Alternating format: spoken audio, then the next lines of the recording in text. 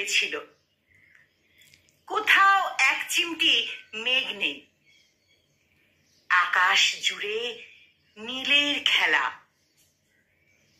আমার পাখিটা হঠাৎ আমাকে না জানিয়েই উড়াল দিল। সে আর বন্দি খাঁচায় থাকতে রাজি নয়।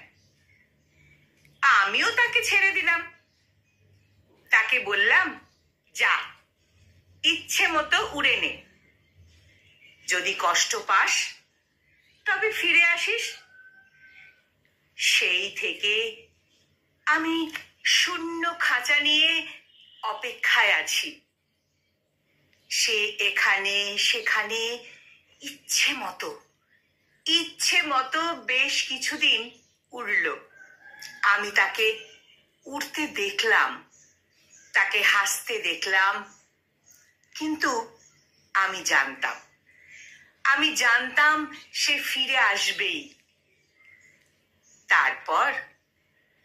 তারপর একদিন সে হঠাৎ দরজায় কড়া নাড়ল। আমি বন্ধ দরজা খুলে দিয়ে তাকে আশ্রয় দিলাম। আমি জিজ্ঞেস করলাম, কিরে, অবশেষে ফিরে এলি? সে বলল, আকাশটা সম্পূর্ণ নিজের ভেবে ভুল করেছি।